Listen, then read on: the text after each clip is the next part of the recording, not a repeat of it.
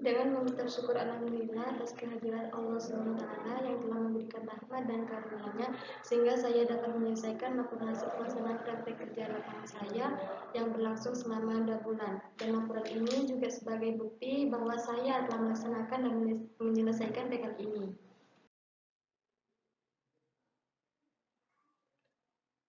Praktik kerja lapangan adalah salah satu implementasi secara sistematis dan sinkron antara program pendidikan di sekolah dengan program penguasaan keahlian yang diperoleh melalui praktik kerja lapangan. Manfaat PKL itu bisa mengenalkan siswa pada pekerjaan lapangan dan menambah keterampilan, mengasah keterampilan membentuk pola pikir dan menjalin kerjasama.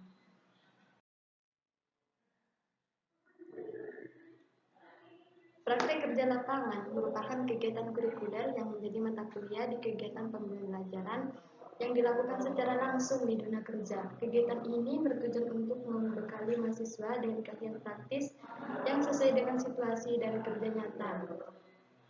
Hasil dari PKL ini akan menjadi salah satu syarat bagi mahasiswa sebagai syarat kelulusan. Tujuan PKL itu melatih siswa-siswi untuk lebih bertanggung jawab dalam melakukan tugas dan untuk menambah wawasan dan pengetahuan yang lebih, dan belajar juga mengimplementasikan teori secara faktual. Waktu dan lokasi PKL 2 bulan dari tanggal 1 Agustus sampai 30 September dan dapat disesuaikan dengan kondisi setempat.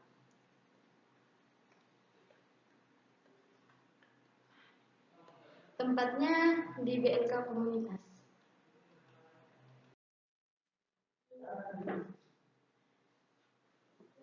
Sejarah berdirinya BLK Komunitas.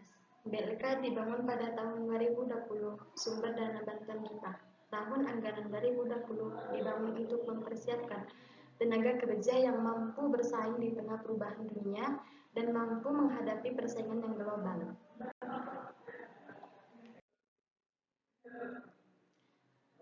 Macam-macam produk yang dihasilkan di BLK Komunitas.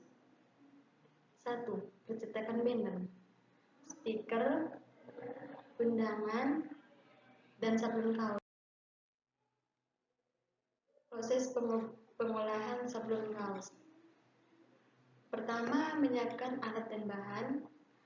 Terus buka aplikasi CorelDRAW, mendesain gambar untuk sablon, cutting desain yang sudah selesai, hidupkan mesin press, tekan tombol on untuk menghidupkan dan tekan tombol off jika ingin mematikan mesin press. Tunggu mesin press hingga panasnya 160. Habis itu siapkan baju dan desain yang sudah di-cutting. Letakkan bajunya akan di-press dan desain yang sudah di-cutting taruh di atas baju dan siap di-press. Tunggu sampai 15 detik hingga berbunyi. Setelah 15 detik buka aplikasi kertas polyplek yang sudah di-press. Diamkan beberapa menit, setelah itu kau siap dipakai dan dikemas. Pengemasan dan penyimpanan produk. Pertama, dilipat, dan yang kedua masukkan ke dalam plastik. Yang ketiga, disimpan di tempat yang aman untuk sablon kaosnya. Karakteristik mutu produk. Deskripsi karakteristik mutu dan organoleptik produk. Harga produk sablon kaos. Ukuran S dan M satu warna Rp 70.000. Yang L Rp 80.000, XL Rp 90.000, double XL Rp 140. Kelebihan produk.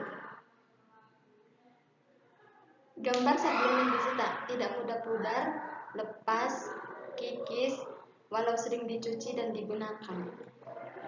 Jika memiliki kertas polyplek yang tinggi, maka kaos bisa awet dalam jangka waktu yang cukup lama. Kualitas hasil sablon lebih tinggi, tingkat keakuratannya dan pastinya lebih rapi. Memungkinkan melakukan sablon satuan, tidak selalu harus dalam jumlah banyak. Pembuatan sablon hingga selesai jauh lebih cepat dari berbagai jenis sablon. Selain kelebihan produk, ada juga kekurangannya. Kekurangannya tidak memiliki pilihan warna yang variatif dan sebanyak digital printing. Membutuhkan bahan poliplek yang harganya tergolong mahal sebagai bahan produksi sablon. Menggunakan mesin cetak ke bahan poliplek yang juga tidak kalah mahal harganya. Masih banyak yang belum mengetahui keberadaan teknik sablon yang satu ini. Teknik ini lebih banyak dikenal di daerah yang sudah menggunakan teknologi yang pesat. Karena bahan poliplek memiliki ukuran yang terbatas, desain yang bisa dicetak pun menjadi terbatas ukurannya. Kendala pembuatan produk bisa juga padam listrik atau kehabisan pulsa, tidak sesuai dengan keinginan, kadang sablonnya rusak, kurang teliti. Pemasaran produk sablon. Untuk pemasaran produk divisi desain, tidak secara langsung tetapi menggunakan online seperti memosting gambar di sosmed, seperti di Facebook, YouTube, di IG, dan lain-lain. Taksiran omset. Untuk taksiran omsetnya selama 1 bulan itu harus menghasilkan minimal 500. Sistem perekrutan tenaga kerja BLK komunitas. Yang pertama, berumur 17 tahun ke atas, laki-laki atau perempuan, dan menyerahkan foto 3x4 fotokopi KK, KTP, dan ijazah terakhir masing-masing 1 dan uang 50.000.